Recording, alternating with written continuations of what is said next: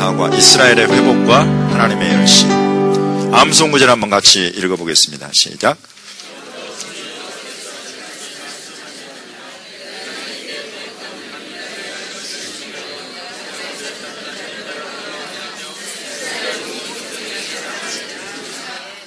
아멘. 야곱의 사로잡힌 자를 돌아오게 한다. 이 사역을 한마디로 하면은 뭘까요? 예. 야곱의 사로잡힌 자를 돌아오게 한다는 것은 1차적으로 알리야를 의미합니다. 알리야라는 것은 히브리어인데요.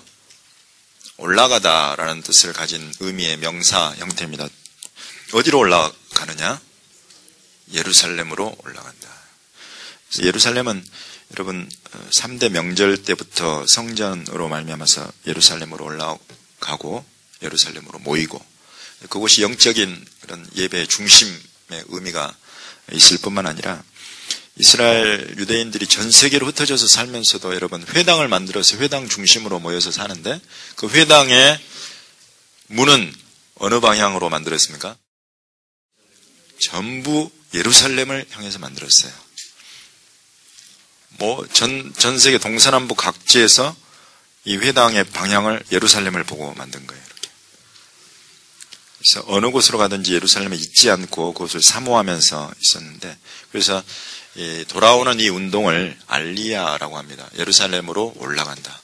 그래서 예루살렘이 지역적으로 높은 것도 있지만 800m 구지. 저 북쪽에서 이 예루살렘으로 올려면 내려오는데 그때도 내려간다는 표현 안 씁니다. 올라간다. 저 북쪽에서도 올라간다. 남쪽에서도 올라간다. 동쪽에서도 올라간다. 서쪽에서도 올라간다. 그곳은 하나님께서 하나님의 이름을 두시기 위해서 택하셨다. 이런 그 역대하 6장 6절의 말씀에 근거해가지고 그곳은 영적인 하나님 예배의 센터입니다. 그런 의미가 있기 때문에 이 알리야, 올라감이라는 그런 단어를 사용을 했어요. 그래서 이스라엘 유대인들이 흩어졌다가 모이는 것이 어떤 육적인 회복만을 의미하는 것이 아니라 그와 같은 영적인 회복의 의미까지 담고 있는 그런 단어가 알리야입니다. 그래서 우리가 조금 더 자세하게 살펴볼 텐데요. 이 알리야라는 이 운동이 지금 이 암송 구절이 왜 이곳에 암송 구절로 들어갔냐면 이 과의 핵심이기 때문에 그렇습니다. 이 과의 핵심이 알리야냐? 그렇지 않습니다. 이스라엘이 회복되는 것이 우리 모든 사역의 핵심이냐? 그렇지 않습니다. 최종적인 결과는 이스라엘만을 위한 것이 아닙니다. 그것은 무엇을 위한 것이냐? 내가 이제 내 거룩한 이름을 위하여 열심을 낸다고 하나님 말씀하십니다. 하나님의 이름을 위한 사역입니다. 이것이 이스라엘 회복이고 알리야 사역이고 복음전도 사역입니다. 그래서 여러분 주님이 가르치신 제자들에게 가르치신 주기도문의 맨 처음 기도가 어떻게 됩니까? 하늘에 계신 우리 아버지여 이름이 거룩히 여김을 받으시오며 이렇게 기도하라고 가르치시잖아요. 하나님의 이름이 거룩히 여김을 받으시도록 하는 일이 이 시대에 여러 가지가 있겠지만은 지금 이 구절은 이야기하는 것이 이스라엘의 회복이다.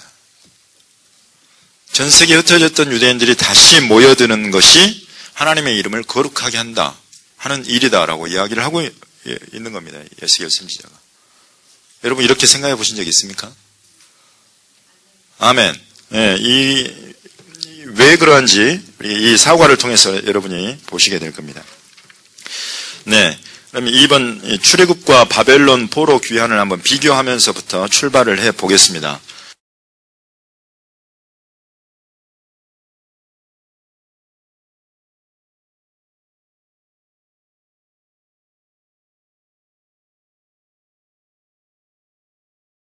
네, 이것을 질문을 생각을 하시면서 한번 본문을 읽어보겠습니다.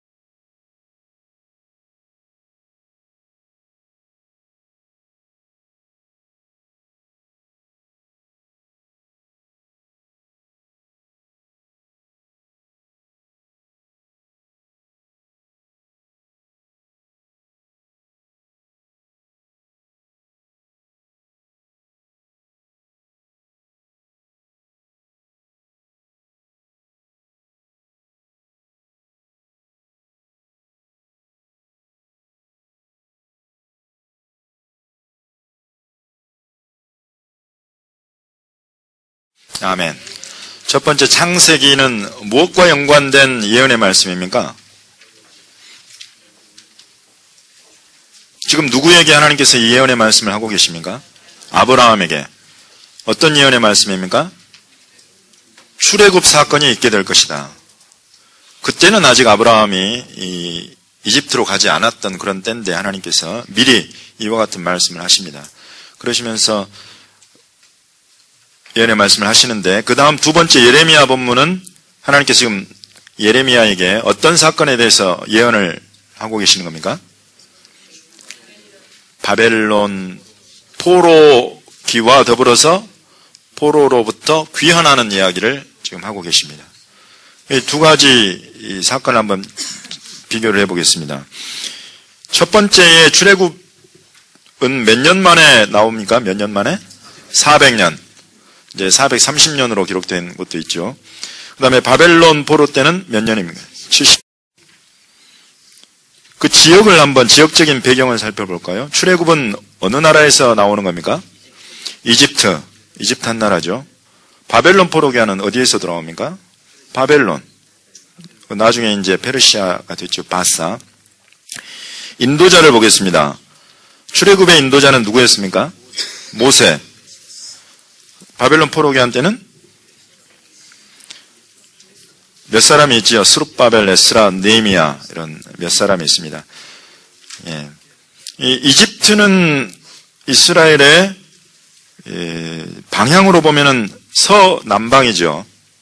그죠? 서남방. 바벨론은 어느 방향입니까? 예, 동방입니다. 그리고 또 인구 규모를 한번 볼까요? 몇만 명이 나오는가? 출애굽 때는 몇만 명이 출애굽을 했습니까? 얼마가?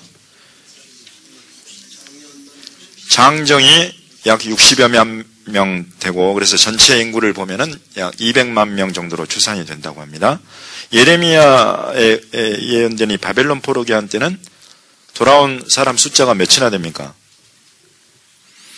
네. 기록된 숫자만 보았을 때는 10만 명 이내입니다. 남은 사람이 있었습니까? 네. 출애굽 때는 남은 사람에 대한 기록된 바는 전혀 없습니다. 그렇지만 바벨론 포로기한 때는 귀환하지 않고 남은 사람들도 있었습니다. 그래서 나중에 디아스포라 유대인으로 오순절 성령 강림 때 찾아온 사람들 중에도 그 사람들이 포함되어 있었을 것입니다. 이 대략적인 규모를 보면 여러분 출애굽 사건이 더 큽니까? 바벨론 포로기한 사건이 더 큽니까? 출애굽 사건이 훨씬 더 크죠. 훨씬 더 큽니다. 그래서 유대인들은 출애굽하게 하신 하나님의 이름으로 맹세한다 이런 표현이 있어요. 하나님께서 행하신 이스라엘 역사 가운데 하신 가장 큰 일로 생각을 하기 때문에 가장 큰 일인 출애굽을 행하게 하신 하나님 그 이름으로 맹세하는 그런 표현이 있습니다. 3번으로 바로 한번 넘어가 보겠습니다. 3번 타이틀이 알리야 유대민족의 귀환인데요. 같은 방식으로 한번 진행해 보겠습니다. 질문 한번 읽어주십시오. 가번 질문 읽고 그 다음 본문 읽겠습니다.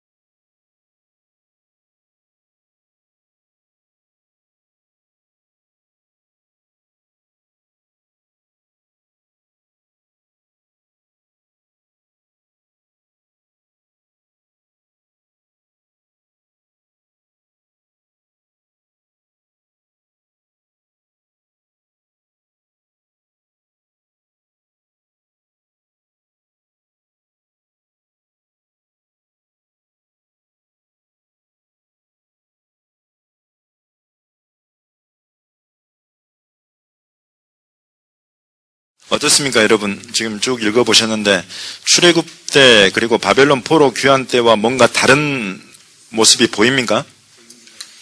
어떤 부분이 보입니까? 이사야 43장에는 우리가 아까 이집트, 출애굽의 이집트는 방향이 서남방이라고 그랬고 바벨론 포로 귀환 때는 동방에서부터 이렇게 돌아오는 일이었는데 지금 이곳을 여러분 한번 보시면은 방향이 어떻게 나타납니까?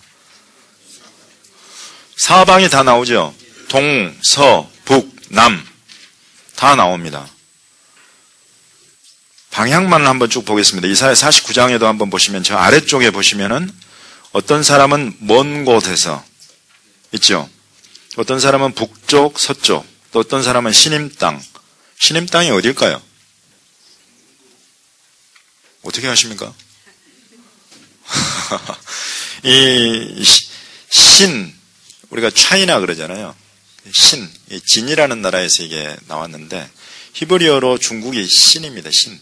그리고 중국 사람은 신이, 그 복수형이 신임 그래요. 그래서 중국 사람들의 땅, 이 신임 땅. 그래서 지금 그러면 중국 땅에서 돌아오는 유대인들이 있어야 되잖아요. 이 말씀에 의하면. 있을까요? 중국에 사는 유대인들이 있습니까? 있습니다. 예. 기억력이 좋으시네. 제가 어저께 그 말씀을 드렸었는데 중국에 특별히 케이펑, 개봉이라고 하는 그쪽에는 이 유대인 공동체가 형성이 되어가지고 이 사람들은 모습은 여러분 유대인의 모습이 아니라 중국인의 모습이에요. 그런데 이 사람들은 돼지고기를 먹지 않습니다. 안식일을 지켰어요. 유대적인 전통들이 어떤 형태로 남아 있습니다. 그리고 저쪽 신강 위구르 쪽 그쪽 지역은 또 이제 중국에도 사실 유대인 수가 파악하기가 어렵습니다. 그렇지만은 이 유대인들과의 관계가 있는 여러 가지 모습이 보이는데 여튼 그 중에서 이스라엘 땅으로 이 시대에 귀환을 해서 이스라엘로부터 시민권을 받은 중국계 유대인들이 있어요. 재밌죠? 그 아래 한번 보시면은 예레미야 31장에 또 방향을 한번 보겠습니다. 북쪽 땅에서 인도하시고 또 땅 끝에서 모은다. 이런 어떤 일단 방향만 쭉 한번 살펴봤는데 벌써 규모가 어느 한 지역이 아니죠. 동서남북 사방이고 전 세계에 흩어져 있는 그들을 불러 모으신다는 내용입니다. 그 내용을 조금 더 구체적으로 살펴보면 이사야 43장에 북쪽에게 이르기를 내놓으라 한다 그러죠. 이거는 개정판이 조금 더 나은 것 같습니다. 북쪽에게 이르기를 놓으라 한다고 하나님 말씀하세요. 놔라, 이거 놔라.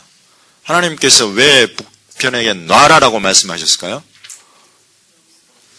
꽉 잡고 있는 거예요, 이렇게. 묶어놓고 꽉 잡고 있으니까 놔라라고 말씀하시는 거죠. 북쪽에 뭐가 있습니까? 이스라엘의 북쪽에.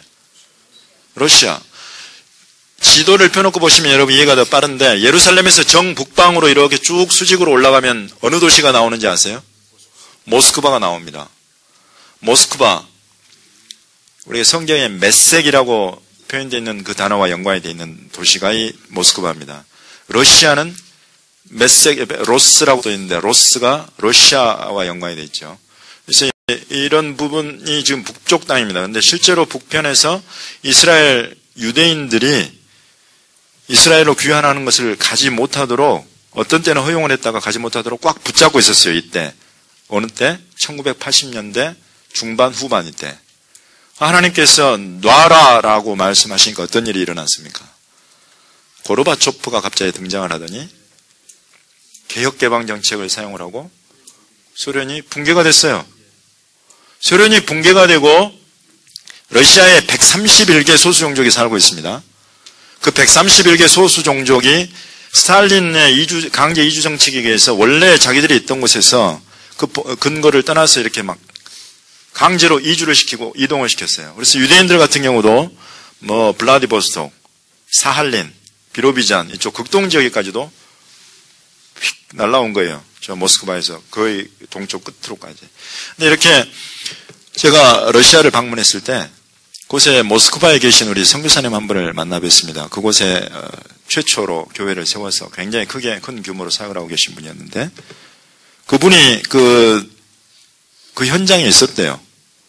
개혁 개방 정책이 실현되고 소련이 붕괴될 때에 131개 소수민족 대표들이 모여가지고 의회 앞에서 우리 원래 있던 곳으로 돌아가게 해주십시오라고 시위하고 청원하는 그 현장에 있었는데, 그것이 소련이 붕괴되고 최초로 그 131개 소수 종족 대표들의 청원을 받아들이되 그 중에 최초로 그것을 허락해 준 것, 돌아갈 수 있게 해달라고 허락해 준 그 청원이 바로 유대인들의 이스라엘로의 귀환이었습니다. 이게 그 선교사님이 저에게 해주신 증언이었어요. 제가 그 현장에서 그 모습을 직접 봤다. 하나님께서 이 시대에 지금 이사야가 이걸 예언을 했으니까, 이사야 선지자가 거의 한 2700년 전에 있었던 그 예언의 말씀을 1989년에 고르바초프라는 사람을 등장시키시고 그를 통해서 하나님 이루시는 겁니다. 놓아라 그러니까 비로소 그 잡고 있던 것을 놓고 풀어주고 유대인들이 이스라엘 땅으로 돌아올 수 있게 돼요. 여러분, 이 일은 그냥 어떤 정치적인 이런 것들로만 된 것이 아니라 벌써 1970년대에 미국에 살고 있는 미국계 유대인에게 하나님께서 미리 이런 부분을 말씀을 하셨어요. 그 증인이 누굽니까? 여러분 아시는 분일 텐데, 스티브 라이트래요. 이분이 1974년에 미국에서 예수님을 믿고 어느 날 이런 환상을 보여주시는데, 벽에 그 유대인들이 수없이 나타나는데 이 구소련 지역에 있는 유대인들이 이스라엘로 돌아가는 그 장면을 성령께서 보여주신 거예요.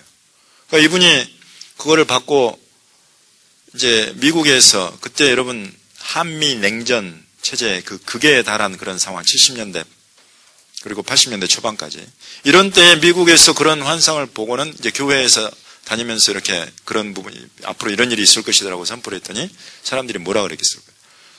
미친놈이다. 미쳤다. 그것도 목사님들이 얘라, 지금 상황이 어떤 상황인데 어떻게 그런 일이 일어나느냐. 여러분, 목사님들이라고 그렇게 다 깨어있는 분들만은 아닌 것 같아요. 여기에 모이신 분들은 이제 좀 다 깨어 계신 분들인가요? 네. 정말 일이 있기 벌써 10여 년 전에 미리 이와 같은 말씀을 하시고 이제 스티브 라이트에게는 그러셨대요. 주님, 그러면 제가 무엇을 이제 해야 됩니까? 주님 행하실 이 일들을 제가 미리 알게 됐는데 어떻게 해야 됩니까? 가라. 구소련 지역으로 가라고 성경을 싸들고 가서 성경도 나눠주고 유대인 공동체들을 만나가지고 준비해라. 하나님의 때가 이르렀다. 너희들을 하나님께서 다시 고토로 불러 모으신다. 얼마나 무섭기도 했겠지만 얼마나 신나는 일이었겠습니까? 미리 가서 그런 일을 할 수 있었다는 것이. 그래서 준비시키고 나중에 이제 자기가 이스라엘 길거리를 걷고 있었는데 누군가 막 달려와가지고 안고 뭐 뽀뽀를 해야 되고 그러더래요. 그래서 누구요? 그랬더니 옛날 당신이 와가지고 우리 공동체에 와가지고 준비하라고 그러지 않았느냐. 내가 그 이야기 듣고 준비해가지고 지금 이스라엘 돌아왔다. 고맙다고. 참 놀랍습니다. 이런 일들이 이렇게 말씀이 살아서 이렇게 움직여서 이 시대에 살아 움직이는 겁니다. 이 남쪽에게 이르기를 뭐라고 되어 있습니까, 여기? 네, 구류하지 말라. 여기는 지금 가두어 두지 말라 이렇게 표현되어 있는데요. 여러분, 이 남쪽은 히브리어로, 여러분 히브리어 성경을 가지신 분 한번 보십시오. 동서남북이라는 일반적인 방향을 가르칠 때 사용하는 히브리어가 아닙니다. 이곳에 쓰여진 히브리어 남쪽이라는 이 단어는. 여기 이 단어는 남쪽이 테멘이라고 되어 있어요. 테멘이라고 된 테만 또는 테멘 이렇게 읽는데 이게 어딜까요? 아니에요. 이스라엘의 남쪽으로 쭉 내려가시면 있는 나라가 있어요. 예멘이었어요. 그런데 실제로 예멘에 있는 유대인 공동체를 찾아가 봤더니 이 예멘 사람들이 유대인들을 어떻게 해놓고 있었냐면 구류해놓고 있어요. 가둬놓고 있었어요. 그런데 이 사람들을 이스라엘 정부하고 예멘 정부하고 이렇게 접촉하고 해가지고 풀어내고 비행기에 태워가지고 공수작전을 해서 데리고 옵니다. 놀랍지 않습니까? 어떻게 2700년 전에 하나님 주신 말씀을 이렇게 기록을 해놨는데 그게 이 시대에 너무 놀랍게 그러니 이런 부분을 굳이 영적으로 풀 이유가 있겠냐고요. 먼저 그냥 이런 부분은 문자적으로 지금 어떻게 하나님이 이루시는가 이걸 보면 오히려 이 일들을, 이 말씀을 신실하게 이루시는 그 하나님의 그 신실하심과 그 능력이 그냥 살아나잖아요. 살아난 이 말씀을 성도들 앞에 선포하면 얼마나 성도들이 이야 정말 하나님 말씀이 살아있구나 산 증거가 되는 겁니다. 이런 부분이 지금 이 알리야가 전 세계에 하나님의 교회에 큰 이 깨우침을 줍니다. 지금 그 아래쪽으로도 내려가 보시면 이사야 49장도 잡혀있는 자에게 이르기를 나오라고 한다. 그리고 흑암에 있는 자에게 나타나라 한다. 왜 이 어둠 속에 들어가 있습니까? 제가 어저께 잠깐 말씀드렸는데 유대인이라는 이유 때문에 가는 곳마다 박해가 있어요. 죽음의 위협을, 생존의 위협을 받습니다. 그러니까 이 사람들이 숨어버렸어요. 문서 다큐멘트도 감춰버려. 없애버리고. 그렇죠. 잘 아시네요. 그러니까 이런 부분들을 찾아내고 하는 그런 일들이 필요한데, 이제 에베네젤이라는 그런 사역자들은 실제로 이런 일들을 쭉 도와줍니다. 사진 한 장이 그렇게 중요해요. 이전에 찍었던 가족 사진, 그런 가족 사진에 이 유대인의 모습, 뭐 하나만 남아있어도 그게 아주 좋은 어떤, 이게 되는 거예요. 그래서 이렇게 감추어져 있는 자들 나오라고 하고, 또 아까 중국 이야기는 벌써 나눴고요. 그 아래 예레미야 31장을 한번 보시면은 이 북쪽 땅에서 인도하여 땅끝에서부터 모은다. 이 북편 땅 이야기가 굉장히 많이 나오는데 실제로 지금 알리야로 돌아오는 유대인들이 가장 큰 규모가 어디에서 돌아왔느냐? 북편 땅에서 온 거예요. 구스른 지역. 여기 보시면은 여러분 구체적으로 나오죠. 맹인, 다리 저는 사람, 잉태한 여인, 해산하는 여인. 이것이 여러분 에베네젤의 그 사역단체에 이 사진이 다 있어요. 그 돌아온 유대인들 안에 정말 소경이신 분, 다리를 저는 분, 휠체어에 앉아 계십니다. 잉태한 여인은, 이 만삭으로 잉태한 여인은 말할 것도 없고, 돌아오는, 아까 배를, 보셨죠? 배를 태워서 이렇게 돌아오는데 배 안에서 해산을 해요. 아이를 낳았습니다. 이 말씀이 그대로 돌아오고 더군다나 큰 무리를 이루어서 돌아온다 그러잖아요. 100만이 넘었어요 벌써. 구스른 지역에서는 100만에서 150만 사이가 돌아왔습니다. 그러니 지금 이곳에 기록된 이런 말씀들만 해도 얼마나 구체적으로 실제적으로 이렇게 움직이는가, 살아서 움직이는가 하는 걸 우리가 볼 수 있습니다. 그 다음 페이지 한번 보시면은 말씀 한번 읽어주십시오.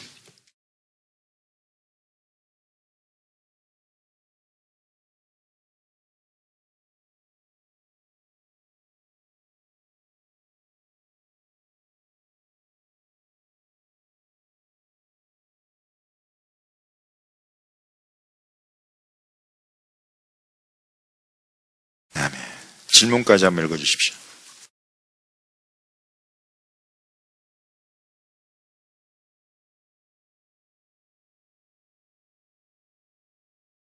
이제 여러분 저에게서 들어보셨잖아요. 아침에 알리야 사건이라는 거죠. 여기 예레미야 본문을 보시면은 지금 맹세에 관한 말씀이 있죠. 이제 어떤 날이 이르는데 구체적인 날을 지정을 안 해줍니다. 여기서는 뭐 70년이다 400년이다 2000년이다 이런 이야기 안 해요. 그러면서 뭐라 그러냐면 다시는 이스라엘 자손들이 출애굽하게 하신 여호와의 사심으로 맹세하지 않게 될 거다. 이건 뭐냐면 이것보다 더 큰 어떤 사건이 일어난다는 의미입니다. 그 사건이 뭐냐면 이스라엘 집 자손을 북쪽 땅, 그 모든 쫓겨났던 나라에서 인도하여 내신 여호와의 사심으로 맹세하게 될 거다. 그리고 그들이 자기 땅에 살게 될 거다라고 말씀을 하십니다. 이 사건이 알리야 사건인 거죠. 바벨론 포로 귀환과 연관된 말씀이 아니라는 것을 제가 확실히 보여드리기 위해서 처음부터 바벨론 포로 귀환과 여러분 쭉 비교하면서 여기까지 보셨습니다. 그래서 이 사건이 지금 이 시대에 일어나고 있는 알리야라는 이 위대한 하나님의 자기 백성, 흩어버리신 백성을 다시 돌이켜 모으시는 사건이다. 그 다음, 그 아래 글을 한번 읽어주십시오.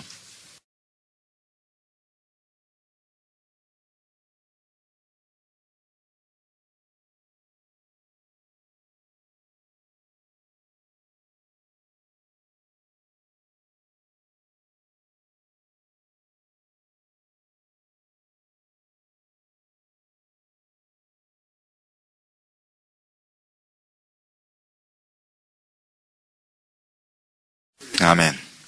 여러분, 그 옆에 페이지에 보시면 알리아 물결에서 이렇게 지역, 그리고 국가들, 그리고 인원, 이민자 수, 이런 모습들 보이죠? 지금, 그래서 유대인 인구 변화 그 아래 보시면은 1881년에는 5만 정도 유대인이 있었는데, 1947년 그 팔레스타인 분화란이 통과될 때는 53만 명, 그리고 1년 후에 독립할 때는 65만 명, 그리고 이제 작년 통계로는 580만 명이 지금 모여들어와 살고 있습니다. 96페이지 4번 질문입니다.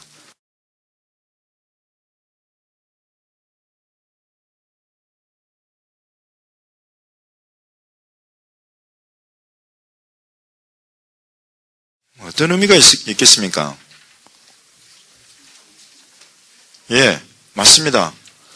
하나님의 예언하신 선지자들로 말미암아 예언하신 언약 그 말씀의 성취다.